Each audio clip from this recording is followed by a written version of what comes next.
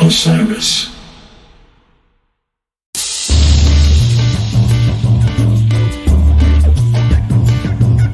Hello and welcome to Spotlight On, presented by Osiris Media. I'm your host, Lawrence Purrier. Today, the spotlight shines on companies doing interesting work at the crossroads of music and technology. In our first segment, we talk to Adam Hasslert, CEO of online digital audio workstation and beatmaking platform Soundation. Every month, Soundation's online music studio is used by over 100,000 creative types who produce music directly in their web browsers. Focusing on building the next generation music software for upcoming music producers, Soundation offers a collaborative workstation, a vibrant online community, and many learning tools. The company's mission is to facilitate musical creativity around the world. Next, we'll have Max Goldberg and Segel of Hotdrop, a new app that addresses the current generational shift underway in music discovery and consumption. 30-second snippets enable rapid discovery. They're easily shared with other music superfans, and they yield high virality for emerging artists. Hotdrop enables exactly this. Whether you create, promote, or just enjoy music, I hope today's episode has something for you. Enjoy the talks.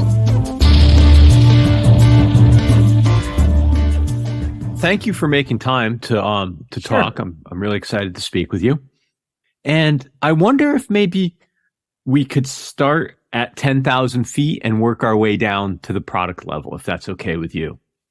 Yeah, sure. What I want to understand at the outset is, I guess, what thesis you're working from or what problem statement you were seeing in the space, because it is a space that I think there's been players and incumbents over the years.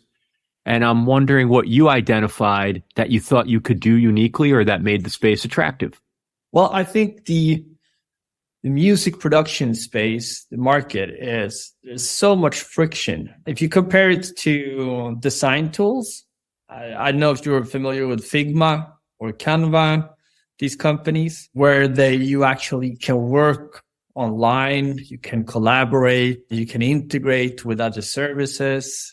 And within the music production space, it's incredible how much friction it is. If you want to move a preset from your plugin to another computer, you often have to download the presets. You have to set up the plugin in the other computer. And you sometimes have to move the files to the right directory. It's a mess, and people avoid doing it. And I think especially with the music creation workflow that people have today, I think on average you have 6 or 8 producers on the Billboard Top 100. And when they want to work together, they bounce all their tracks and they zip it, put it in a Dropbox folder, and then the other person has to download it. And sometimes it doesn't work because they don't have the same plugins or they don't have the same DAW. There's so much friction, and so we're always looking at zero friction with everything that we're building. We have themes when we're building our features and our studio and so on. So I think that's sort of the big improvement to the space. And I know that the incumbents has an eye on this. We talk to them quite often. So I think everyone understands that music production will become webified at someday, and it's just a matter of time. And also, I've been thinking about plugin companies. What could be the biggest growth opportunity for a plugin company?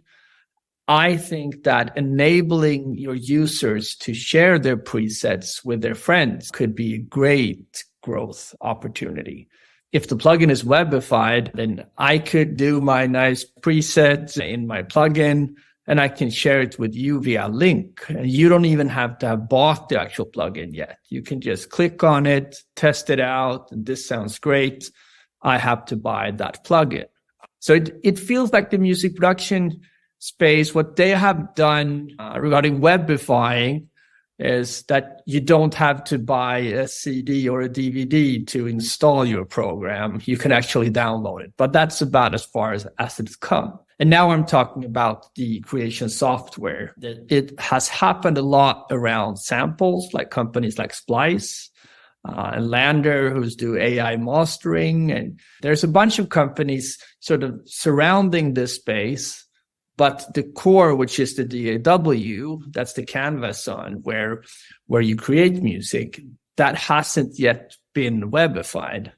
So I think when we do that in a good way, and it's a cloud DAW, then you can hook up all the other services to it too.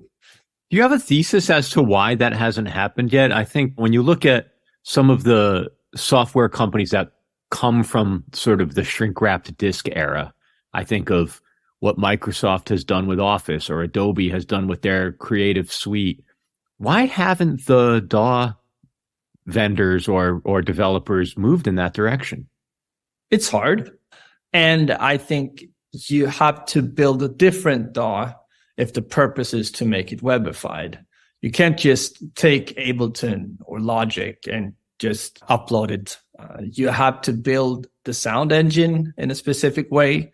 You don't have the same performance in a browser as you have with a native app. So, of course, that is an issue. Well, we're working quite closely with Google and their WebAssembly team. WebAssembly is, you could call it a protocol of how to take your C++ app or a Rust app and webify it to make it available in the browser. So we were one of the first companies to get to test out WebAssembly threads.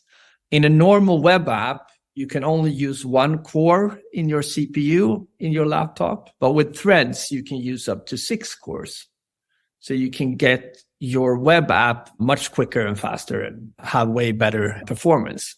So we increase the performance of our DAW with 500% just by moving over to WebAssembly threads. I think performance is probably what they're most worried about. And they also have customers who have high needs and they have high standards. They're a bit afraid of launching a web DAW, I would guess. Yeah. So something sort of implicit in the way you just described it is that on the short term, and I'm not defining what that means in terms of a length horizon, but on the short term, on the near term, there are some expected performance or feature trade-offs with a webified DAW, but probably only limited till these web-enabled platforms become some of the optimizations and architectural pieces get put in place like you're describing with Google.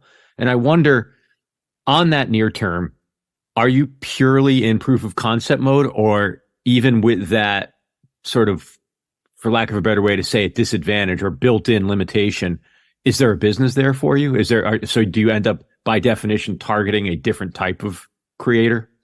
Well, yeah. And currently we have a good enough studio to do most pop, hip hop music. If you're going to record, the Vienna Symphony Orchestra, then you won't use a web DAW. But if you're just recording for yourself and you want to play around with samples or have fun with different sounds, then you can definitely use a web DAW. I think performance-wise, we're there to be sufficient for hobby producers out there. I know if you're going to record a professional artist, you will probably do that in a physical studio anyway. But also for this sort of just collaborating, we have a lot of users who has a desktop DAW, but then they use our DAW for when they're going to work with other people. So instead of zipping files and sending via Dropbox, they can be in the same workspace at the same time. And you can see the other user's cursor when he drags in a sample or when he records with his MIDI controller. That part, we were the first real-time collaborative DAW that came to the market. So that part of the creation workflow, you can do with us. But then we have about 100,000 monthly active users who create music in our DAW each month. So yeah, I think another big challenge for us to really challenge the desktop DAWs, it's the plugins, because there's millions of plugins out there and they are not built for the web. And that's the first question I get when I talk to someone who already has a desktop DAW is, can I get my plugins into your DAW? I said, yeah, not yet. And it's a bit of a chicken and a hen issue because they have to build it for us to really excel with our product. We have to show them that there is a market for this. And we're talking to some plugin companies who thinks this is really interesting. It's almost like an app store ecosystem model. You have a platform and you need to foster an ecosystem of developers for your platform. Yeah, I think in the long run, we have to get the plugin companies onto this. And I think it will. It's just a matter of time. And right now, we're at the forefront, sort of a bleeding edge company currently. But there's a company here in Stockholm called Reason Studios. They also have a DAW, but they have like maybe 70, 80 really good plugins. So we have ported one of their plugins into our studio, and that's a wavetable synthesizer. So it's quite a heavy plugin, and it's working really, really well in our studio. So it's definitely doable. Performance isn't an issue unless you have 40 tracks with effects on like everything. For the benefit of our listeners, what orientation did you come to this from? Were you a producer, musician? Was this a technology problem you were curious about solving? What was your entree into this? When I was a teenager, I wanted to be a rock star, of course, like everyone. So I played in a couple of bands, guitar singer. So I've always had music. Now, these days, I normally play at a wedding per year or something like that. I used to be a DJ before that, actually, but that was back at the vinyl times when we were being a DJ with these Technique vinyl players. I understood that I wouldn't be able to make a living on playing music. I'm not that good. So I ended up going to business school and also computer science here in Sweden.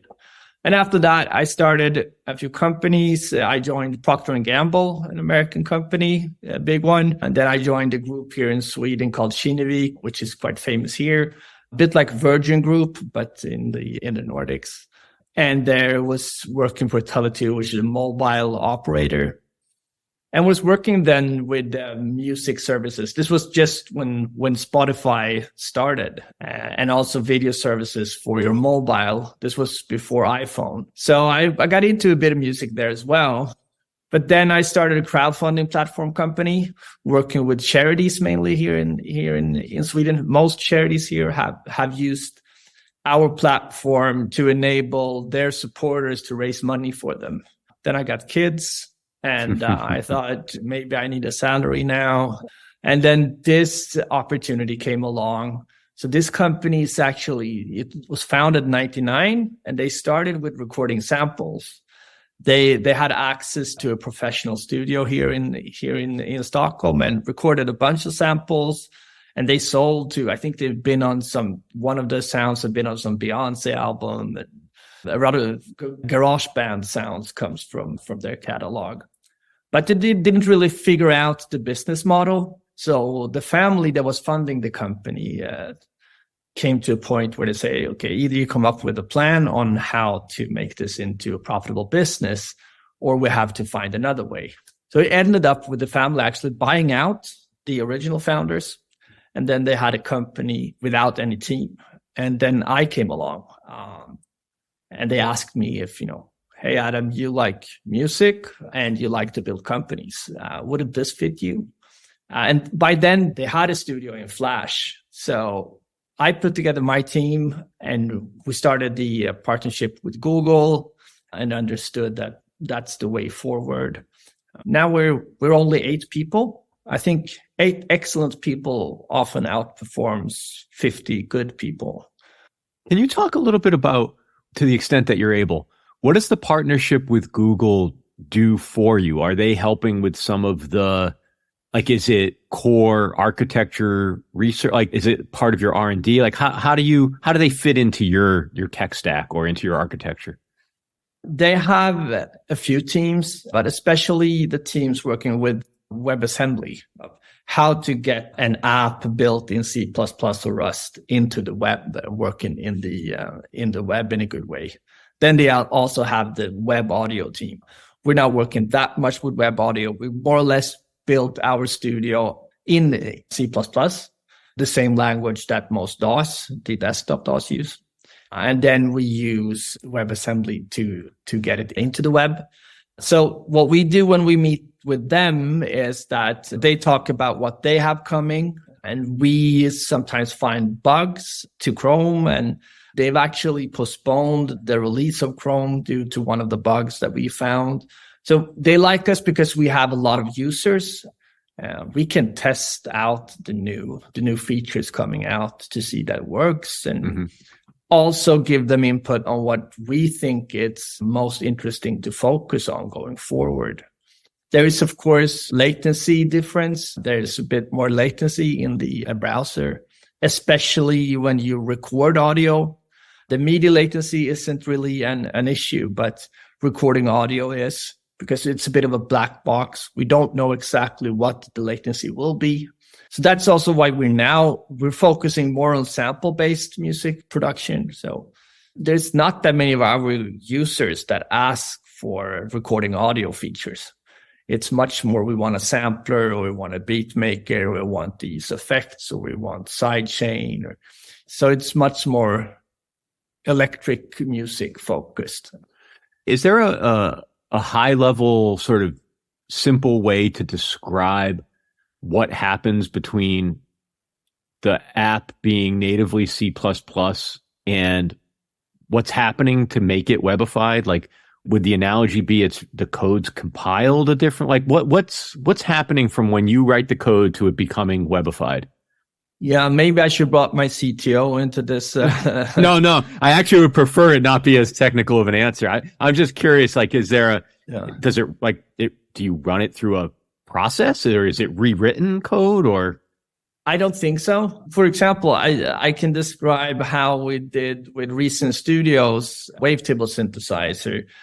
They compile it into something called a bytecode. We get like an image that we can't look at the source code. But we can take that image and put it into our engine and work with their app inside our app. And it all happens sort of server side? It happens? No, we do everything at the client. Oh. The entire studio is loaded in every user's Chrome browser, which we also like, especially with people who have poor connection, and also being able to do an offline app in the future. We have a lot of requests for that from users. So we want to keep everything client side. We, of course, save the data on our servers, but we don't want any of the music creation to be done. And this has enabled us to do something that we're about to release. We've released the first step on it, but we are now able to embed our studio to any site. Any site can get a custom web DAW on their site. And since it's a web app, we can tailor how that DAW should be used. So we're now working with one sample company who's selling samples called Mode Audio from Ireland. They're great at recording samples. And they have a shop where you can go and listen to a sample, like a song that they've made based on those samples. So it's a preview of what the pack has. Then you decide whether you should buy it or not. They can now get their own custom version of our DAW. So they can load all the samples into that DAW, and the user can open it up in a pop-up, play around with it, add the different sounds from the pack to the studio. They can also drag in their own vocals if they want to like see, does this fit or not? So it's almost like we're building a bit of a Shopify for audio. We give them all of these great audio features that they wouldn't build on their own. That's fascinating. This idea came almost as a joke.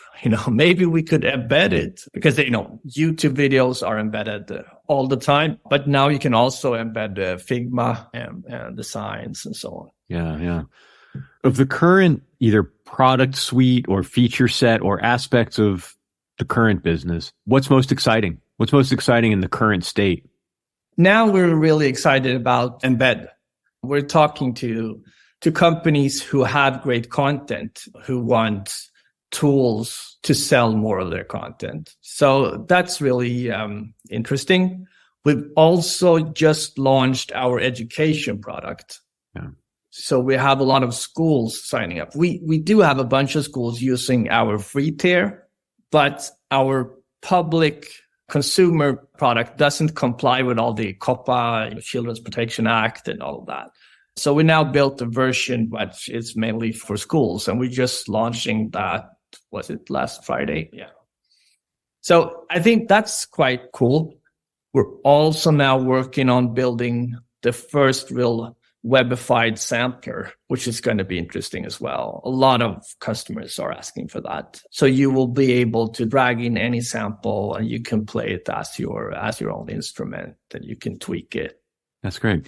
So, and in terms of what's the next big mountain that you're interested in climbing? What's the aspirational thing that either the technology's not there yet or it's further in the roadmap? Like, is there a problem statement you're excited to tackle next? I think what would have the biggest impact is trying to get plugin companies along and really start getting plugins into and make them webified.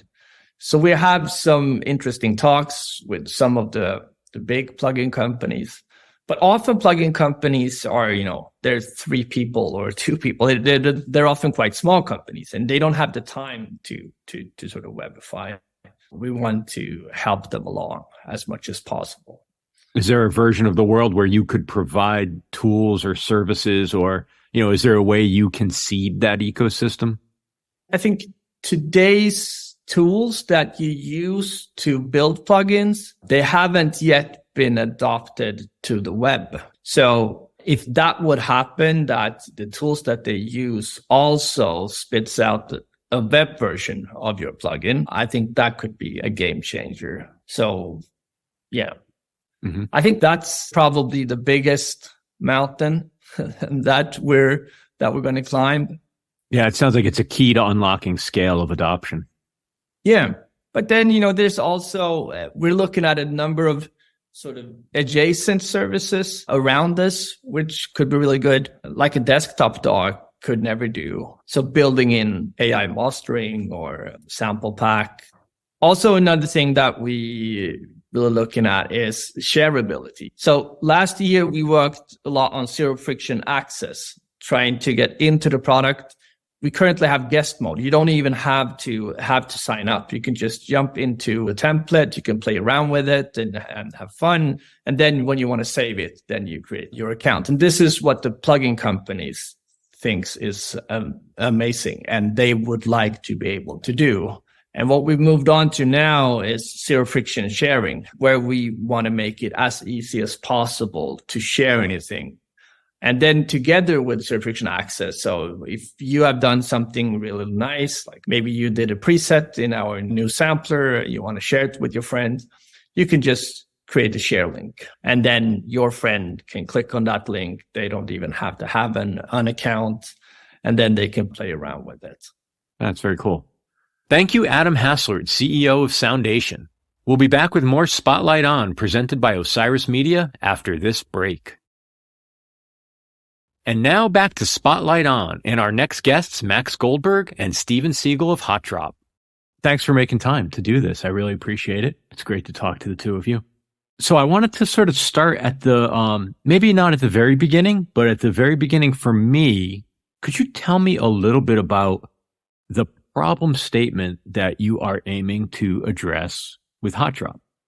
Finding music from underground artists is extremely difficult. That is the crux of the problem we're looking to solve, and how we pair a passionate superfan who is a member of Gen Z, our generation, with underground artists for the benefit of the artist's career, as well as the listener's passion for discovery. Really 2 problems that go hand in hand. And what does underground mean to you? Is it a specific term of art, or is it simply undiscovered artists? Like, could you unpack that a little bit? I think that you definitely can look at some quantitative measures. Looking at streams, for example, anything under, or at around 1 million monthly streams would definitely be considered underground. I think the general distinction is what artists are label backed and really hoarding most of the listening time and the recommendation content that streaming services are pushing to fans. So generally, if it's a common household name, we would definitely not consider that to be an underground artist, more so artists that are now getting the rise on social media.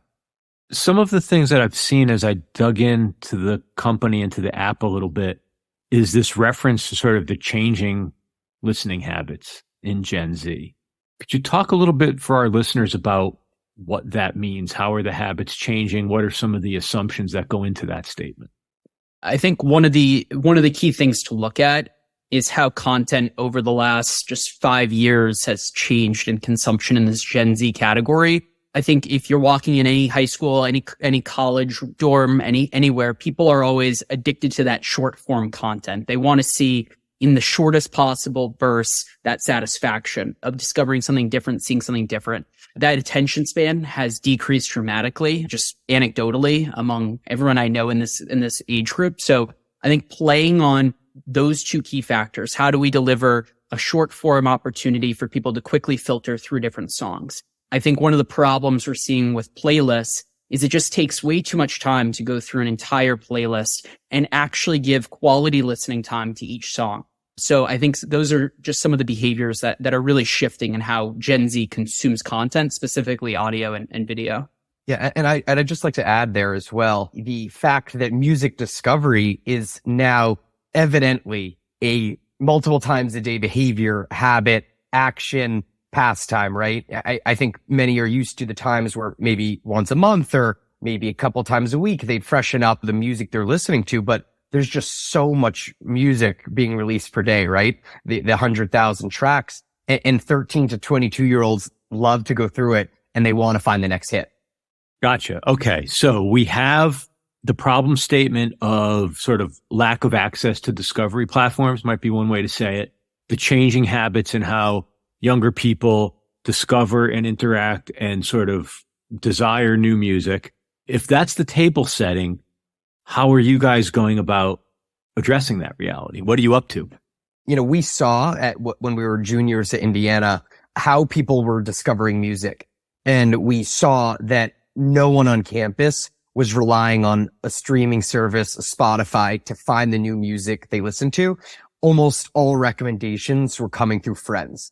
Now, when TikTok was introduced, we saw how transformative 30-second video discovery or so can be and how that leads to a crazy rate of sharing among friend groups almost overnight sometimes. So what we thought and saw is that if video can be discovered in fractions of the longer form content we're traditionally used to, couldn't music also be discovered more rapidly and conveniently in that same fashion? And we released the MVP and we're blown away, you know, did 2 million songs discovered in 2 weeks after our launch. We went viral at Indiana on our campus. To look at the data, we saw that 2 seconds might be all the time it takes for someone to like a song and eventually listen to it later or completely disregard and keep swiping. So I think what we're bringing is not necessarily a solution to avoid platforms that are looking to solve music discovery. I think the platforms that have existed now don't play on some of the consumer behaviors and tendencies of 13 to 22-year-olds and soon to be Gen Alpha, younger as well. And what are you seeing in terms of consumer behavior on the platform? Like what's proving or disproving some of your early assumptions? Just a few different things that we're really seeing. One, a massive amount of sharing among friend groups to external platforms. And that was a key theme that we learned in the MVP. And just to backtrack, the goal of the MVP was how do we build an experience that allows this college-age person to discover way more music in way less time than on any other platform. So that's the scope of the goal we had and we set out to achieve. I think another thing that we've really seen is just the pure consumer behavior of swiping on content is something that is a very immersive experience. We've had user calls where people have literally fallen asleep in bed swiping on Hotdrop. So we've clearly, I think, built an experience that really resonates with this consumer audience. We're seeing a lot of swiping. And I think on other platforms, and really, I think a key theme of where we're headed is building that relationship between the fan and the artist. That is something that is so critical to, I think, solving a lot of issues we're seeing in the music industry. And in my view, solving a lot of the business model issues is really how do we foster and build better relationships between content creators and artists and their fans. One of the things that wasn't immediately clear to me was where the music comes from in the app. And as I dug in a little bit, my first assumption was that you were integrating with other streaming services to provide the music. But then over the last few weeks, there's been more around the Hotdrop Studio, which I'm gathering gives creators or artists the ability to directly upload into the platform. Can you talk a little bit about that in terms of what Hotdrop Studio is today, what it's meant to be, but also is the notion that users of Hotdrop should have access to the entire universe of music, or is it really about just that subset of stuff they can't get anywhere else? Many great questions and a few items to unpack there. I'll start by answering your last question first. Is Hotdrop supposed to be an experience where every song under the face of the earth is available? The answer is no. And Spotify accomplishes that very well, right? They're a player. They're built to listen to any song with the clicks of a keyboard and you're flying. We're not looking to replace a player like Spotify. We see Hotdrop as a complementary service and offering where diehard fans are looking through a much smaller but highly curated selection of music that they know their consumption will directly help artists. So on Hotdrop Studio, the answer is yes. Currently, artists for free can upload their music directly to Hotdrop, target our listeners, select the genres they want their song to be discoverable with, and some really exciting data tools to really unlock insights into what discovery is happening, right? How is my music being shared on a college campus? And a lot cooler tools that'll help artists in the production process that are on the way. I guess the answer here, and today, we're using a combination of music from our catalog, right? Artists that have uploaded their music directly to us, similar to YouTube or SoundCloud. But we also are now pairing that with a smaller catalog of songs from leading streaming services and their respective APIs. When we had initially launched the MVP, this was September of 2021, we released Hotdrop only with Spotify's catalog and their API. Now, two things happened. One, users were unhappy that all the songs they were hearing on Hotdrop were songs that from mainstream artists that they can listen to in one of 25 DSPs, right? That field is definitely saturated. And number two, when Spotify decided to cut our access, and prevent us from displaying music in really the fast-paced, cutting-edge way that was one of our larger innovations, was the feed, 30-second snippets. We lost access, but artists started emailing us in the hundreds, asking if they could upload their music directly to our fan base. So we are definitely a user-generated content model, and we believe that is the only way to truly unlock monetization and more fandom for artists over time. From an artist or creator's perspective in terms of interfacing with the product and the platform, are there shortcomings or do you perceive limitations around the idea that it becomes yet another place to have to natively upload? Like, what if I'm an independent artist and I self-distribute through DistroKid or any of the number of platforms? Is the idea that they can plug in through those platforms, or do you become a distribution hub? Sort of, how do you crack that so it doesn't become yet more work for the creator?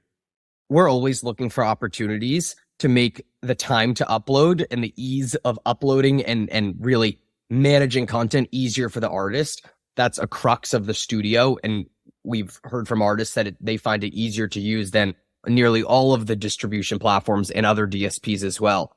I will say that over time, we will be, and soon on our roadmap, we're releasing features that make uploading music a 1 or 2 tap style experience where it's just super easy to do. Are there opportunities to potentially plug in with some distributors over time? There are, but right now we're focused on direct to consumer music. And that means getting songs to fans without as many steps as currently are required. Do you think there is a type of user or fan or even a genre that you expect to do particularly well with this platform? Or are you seeing certain segments where the audience of this kind of music or the profile of this kind of fan is really sort of glomming onto it? Specifically in terms of the fan, a huge insight that we've uncovered is that just talking to people who are really power users on the app, they're engaging with many artists outside of Hotdrop on other kind of social media platforms. So I think a large part of that is just a hyper engagement with artists and a desire to like form connections with artists, going to different kinds of tours, concerts. I think on the genre side, just from data from our own user base, it actually is very insightful compared to the data that we heard and saw from Spotify and SoundCloud, and what genres did particularly well in SoundCloud. So EDM, hip hop, and pop were three of the highest performing genres on SoundCloud that really drove a lot of virality outside of the app among these kinds of fans. Those are the three most popular genres on our platform as well, which, to be honest, was a hypothesis from the early days, but that's a great sign and really driving in and leaning into those genres and those audiences. And there's two main reasons why. One, those genres have cult-like followings and communities that, as Stephen alluded to, exist elsewhere on now Discord, right? Striving for community that doesn't exist on a music platform. On social media, trying to drive monetization and ticket, concert, meet and greet sales from fans. So I think that makes the most sense.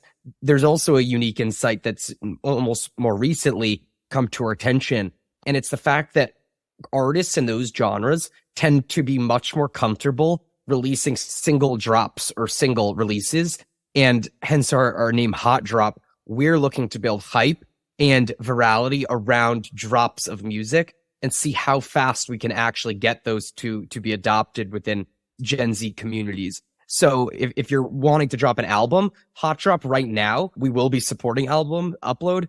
That might not be the best use of the platform right now. What really is starting to work are those singles. That's interesting. If we could zoom out a little bit into the broader ecosystem, what do you think the mainstream music business and mainstream music marketers are missing about what fans want today? They don't understand that music is more social and is allowed to be more social because of technology than ever before. The fact that 95% of listening time on Spotify is not spent through their recommendation, New Music Friday. The discovery is from friend groups. And I think they've missed a major opportunity by creating products that don't feel social whatsoever. They're solo experiences. The next shortcoming is that the fan is by no means connected, integrated, or associated with the production or creation process of a song and your brand as an artist. So we've heard almost unanimously from every artist we've spoken to on our platform that they want fans to provide qualitative and quantitative feedback. They want to be in touch and direct communication over how does this music sound? Do you like this release? And also some more overarching insights to help them make successful drops in a career. So I think that the fan has largely been removed from the entire music experience, aside from that final drop, my song is ready for the world moment. And I think you're going to see fans being involved far earlier and with far greater iterations going forward. To the extent that you spend a lot of time thinking about it, why do you think the dominant platforms have gotten social so wrong? Like there's never been really a great use case, and they've all tried, right? They've all in various ways and have either walked away from it entirely or just left very rudimentary features in place. You could say like old web features, share this link, that type of thing. Why do you think they're not good at it? And what do you think the blind spot is, or the lack of worldview, I guess, that keeps them from getting good at it? Just to kind of answer the second part of that, I think the big distinction is a lot of these players, and specifically Spotify, if you look at the founders and the early team and what they were really focused on, you don't see any Gen Z people or any people that were necessarily of the social network age, really that Facebook to present of the evolution of the social network. So I think a lot of them maybe got a lot of things early on in the process wrong or misinterpreted or misunderstood how to really build a social network. And I think one of the problems and huge problem that these platforms are facing is that they're so generalized. The platform has to work for all different kinds of age groups. And I think that specifically the social features are probably going to be highly more effective with the younger audience. And I don't necessarily know that that has been the focus for a lot of these companies. And I think just seeing kind of where their product roadmap is on social, they've hit a lot of messes on a lot of different features.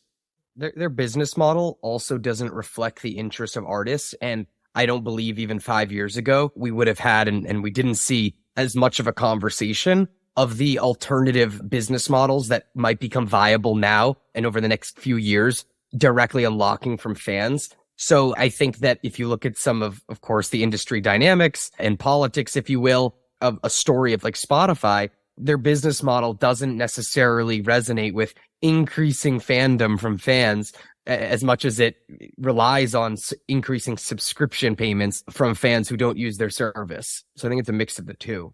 Yeah, it's interesting in that what I would call like the first generation streaming services, even maybe as far back as Rhapsody, but certainly through the state of play today, the current dominant players, they're in sort of a 80s, 90s visionary mindset of how technology works, right? Like they're, as somebody who goes back a little bit in time around digital music, there was this notion of like the celestial jukebox, right? That's what everybody talked about. Every song would always be available somewhere else and you would just have your access point. And that's essentially what we have today. Very sort of AI driven, editorially driven only to the extent that that was like a necessary bridge until this sort of magnificent algorithm could take over and feed us exactly what it knew we needed and wanted. But it doesn't seem like that really serves the need of the end user. And it's an interesting commentary or an interesting sort of strand to pull on, because it's never been clear to me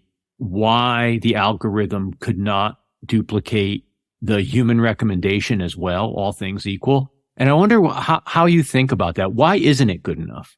Yeah, it's such a good question. Something we've considered a lot. I don't know at this point if it's worth or even possible to replicate rapport and almost the intuition that a friend would have when sharing a song. 90% of what goes into your acceptance of a song recommendation, and this is, the whole field of musicology, right? It's the context and the relationship you have with the recommender. And friends have, on a number of subjects and decisions, a major impact over the decisions we make. So I think inherently, because an algorithm's not your friend, and I think Gen Z is in a unique position where people are pretty turned off to algorithms, and they're very cognizant now of the power that they have over us and the content and information we receive. So I think that as more algorithms and algorithmic decisions are dominating the mainstream in music, I actually think there's going to be an inverse effect where people are going to regard these recommendations as of increasingly lesser quality. Just so you know, for our Explore feed, we have an Explore feed, the algorithm or process, if you will, is going to be much more weighted and focused on what your friends are listening to, because we really think there's a power in what your friends are listening to. But what is that recommendation? How does that relationship happen? How does it really feel personal from a friend? I think that's really the next state of recommendation as a whole. And just on the subject of the industry, I think they've had a lot going for them for many years. And I think there's definitely an element of being afraid to go off too far in a direction and create some massive change where they're almost comfortable with what they have. So I think that's just a nature of larger businesses and maturing businesses as well. Given all the context you just provided, is it fair to say that your challenge is more to get the product right than it is to get you're not solving necessarily novel engineering problems. It's more about getting the experience correct? I think you nailed it with product experiences and the community. What does that feel like, right? An inspirational company for us is Twitch. If I came on here a decade ago and said, we're going to sell a company for $1 billion almost that 13-year-olds are watching gamers stream Call of Duty all day, you would have said, get out of here. And many people did say that, right? And there were plenty of places to stream gaming, like YouTube, like Facebook, that came before Twitch. And I think what separated them exclusively and made them successful was that they really nailed what the community and relationship between the creator and the superfan had to feel like.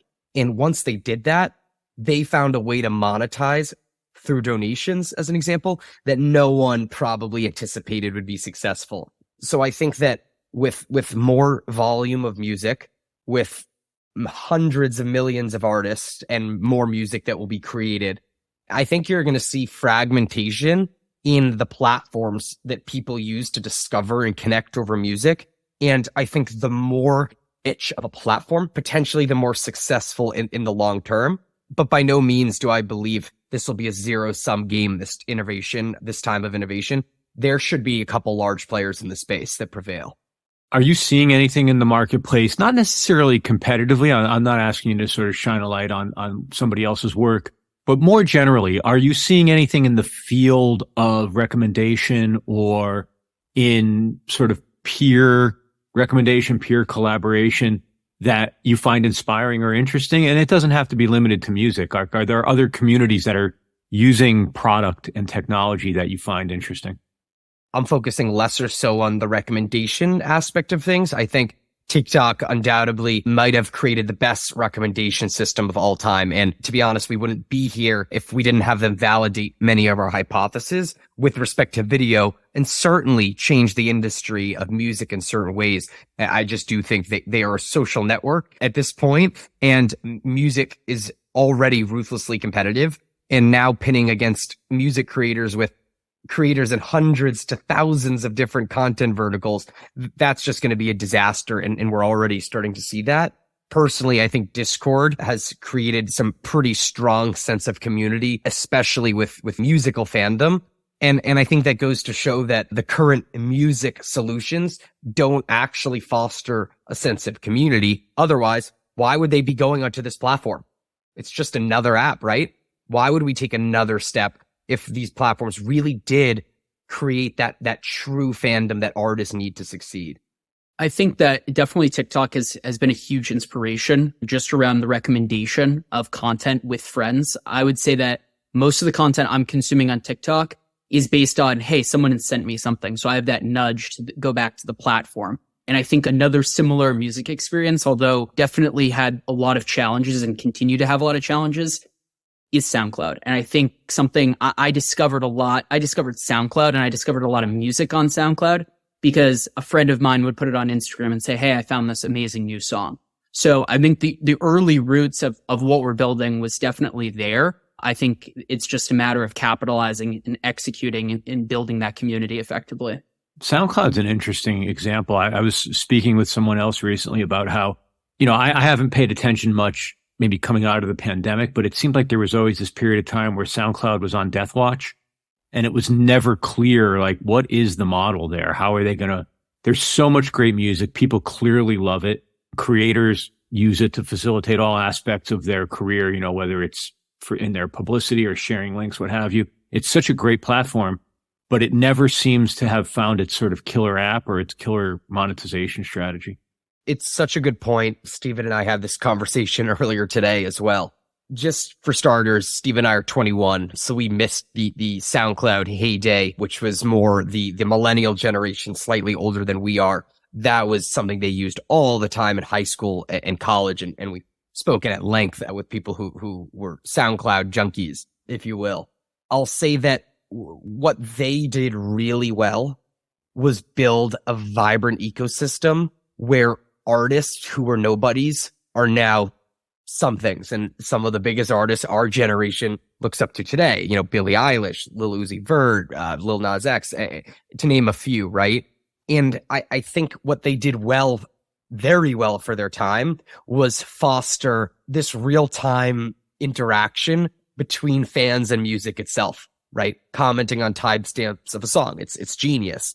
But I think what happened over time, and it's our impression that they should have been and should be the biggest music company to ever do it. They really did not adapt their mobile experience to the point where it felt cluttered. you can't use, and no one uses SoundCloud to actively discover. It's purely referral at this point.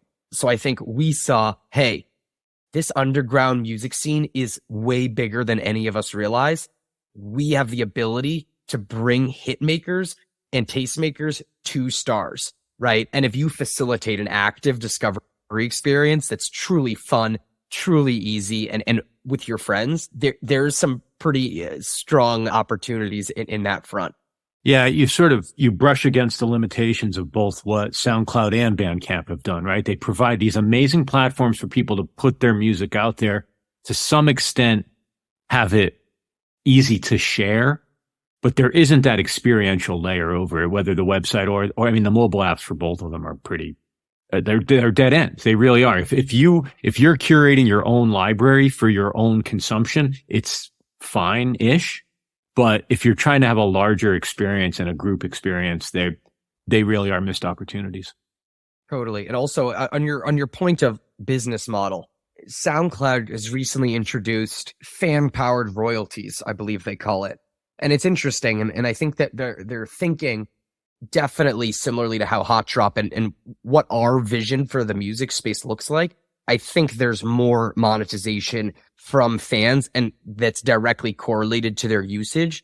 I'm still skeptical that the platform would work for most artists. But then again, I'm skeptical that any golden nugget solution, right, would automatically unlock just vast monetization for artists. I think what platforms, and I know what we're trying to do, is how can we create much smaller micro communities and micro almost powerhouses of fandom around lesser known artists, and seeing if we can use means that have always been profitable for artists, like selling goods, like selling merchandise, right? Ticketing. How can we unlock greater commerce with those already proven models, but with your hungriest fans? And I think that would paint a future where more artists would monetize, at least at a far greater rate and magnitude than they do with streaming. All right, 2 more questions before I let you go. And the first is, to the extent that you're comfortable saying so, how do you think about the full articulation of your vision or of your platform? Like, what's your ideal? What do you want it to be? How do you want it to be thought of? I think the difference we want to make in the music industry is really focused around the artist. And I think the legacy that I want to leave and the legacy that I think we as a company want to build towards is this environment where artists can be making music and can actually be making a fair living and not have to worry about another job or not have to worry about anything, but continuing to make music and grow their community and grow their fan base. I think that's a much better music industry, and it's extremely idealistic, right? It's harder than just some words, but I think that's the vision that we want to set out. And I think how we're specifically thinking about doing that is through the lens of democratization.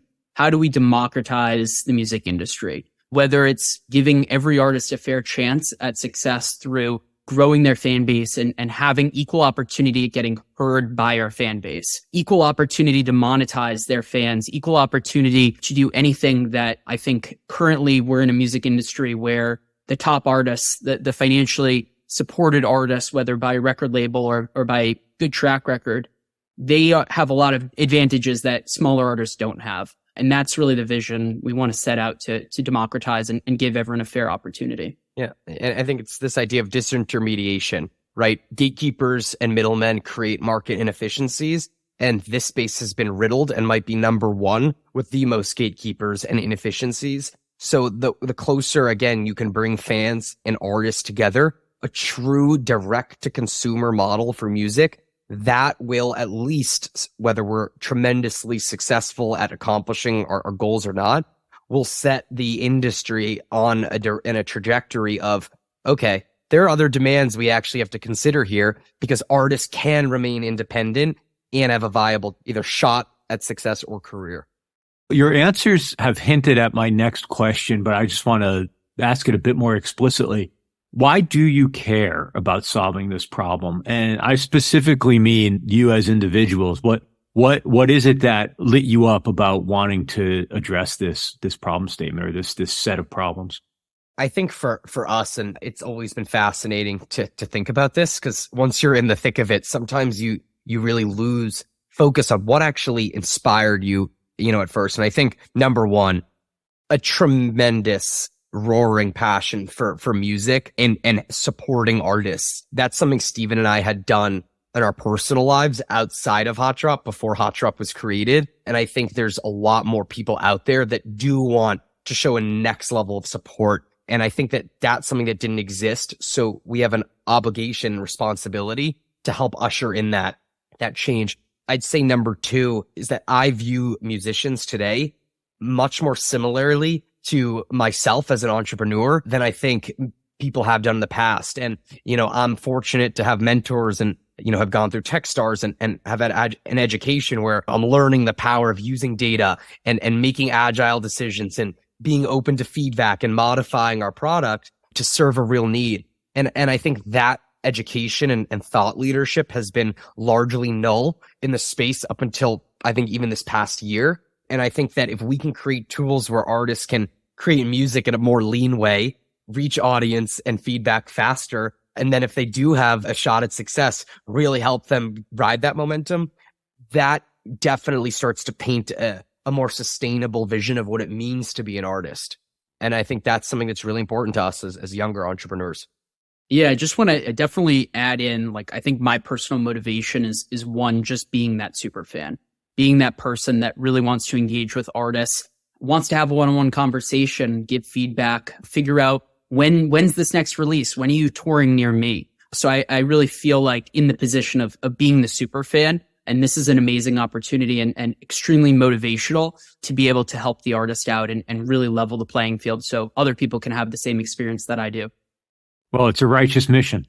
I thank you both again for spending time to talk about not only, what you're up to in particular, but the larger ecosystem and landscape.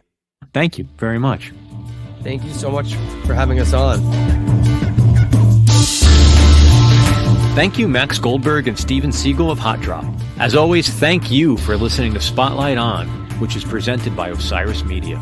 Executive producers are Lawrence Purrier, RJB, Brian Brinkman, and Matt Dwyer. Spotlight On is produced by Michael Donaldson with theme music by Q-Burn's Abstract Message. If you like what you've heard, please share us with a friend and leave a review on your podcast platform of choice. Visit us online at spotlightonpodcast.com or at SpotlightOnPod on Instagram and Twitter. Thanks for listening, be safe, and stay in touch.